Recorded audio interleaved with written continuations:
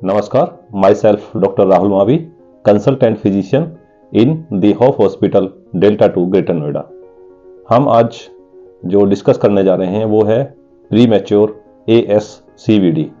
मतलब जो young age में आजकल हम देखने को मिल रहा है, सोशल मीडिया पे हम देख रहे हैं या काफ़ी हमें देखने को मिल रहा है कि यंग एज में लोगों को हार्ट अटैक का प्रॉब्लम या एक्सरसाइज करते समय या सड़क पे चलते समय जो सडनली पेशेंट कोलैप्स कर जा रहे हैं और टाइमली उनको केयर ना मिलने के कारण ये सब डेथ हो जा रही हैं। तो इसके जो पीछे क्या क्या ऐसे रीजंस हैं जिसकी वजह से ये आजकल यंग एज में हार्ट अटैक की घटनाएं जो बढ़ रही हैं।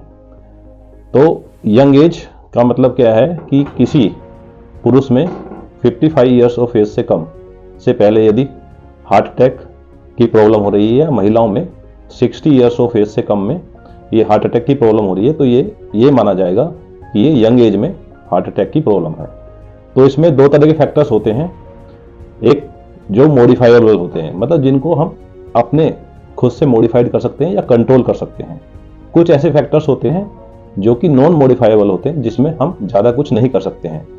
तो इसलिए हमारा मेन फोकस रहेगा जिनको हम मॉडिफाई कर सकते हैं, यानी कि मॉडिफाइबल फैक्टर्स। तो मॉडिफाइबल फैक्टर्स में क्या क्या हो सकते हैं जिनको हम चेंज कर सकते हैं, मॉडिफाई कर सकते हैं।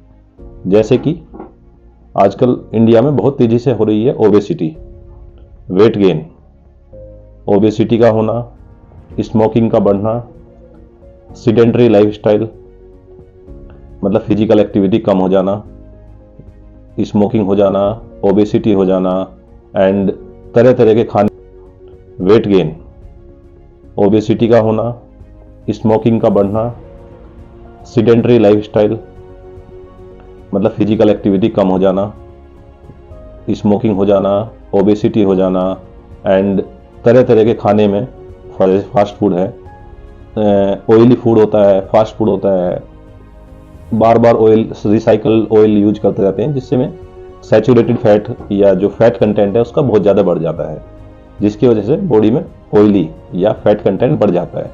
तो ये ऐसे फैक्टर्स हैं जो कि मॉडिफाइबल हैं, जिनको हम मॉडिफाई कर सकते हैं।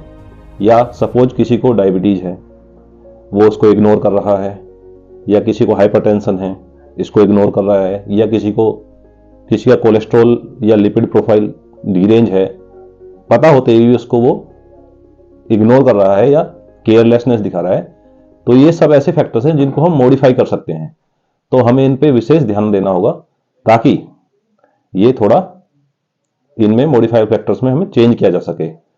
वेट को कंट्रोल करना, BMI हमारी 23 के आसपास होनी चाहिए, जो हम साउथ एशियन इंडियन हैं। और fast food we can avoid, है ना।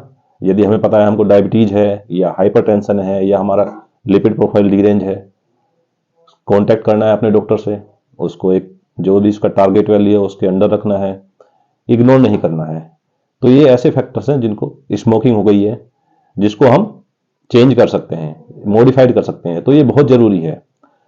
कुछ ऐसे फैक्टर्स हैं जो कि नॉन मॉडिफाइबल होते हैं, जैसे कि कुछ लोगों में जेनेटिकली ही कोलेस्ट्रॉल बढ़ा होता है, तो उसको हम जेनेटिक्स को चेंज नहीं कर सकते हैं बट उसको कंट्रोल कर सकते हैं।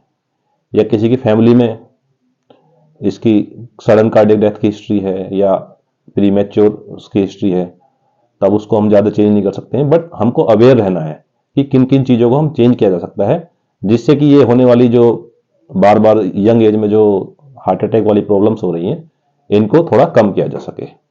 ये इस पर विशेष ध्यान देना है कि यदि आपको डायबिटीज हो गई है या हाइपरटेंशन हो गई है तो इसको इग्नोर नहीं करना है, दवाइयों से दूर नहीं भागना है, इनको दवाइयों को लेना है, कंट्रोल करना है, वेट को कंट्रोल रखना है, स्मोकिंग अवॉइड करें, फास्ट फूड से बचें, और यदि आपका लिपिड प्रोफाइल कोलेस्ट्रॉल वगैरह रेंज है तो इनको कंट्रोल करने की कोशिश करें।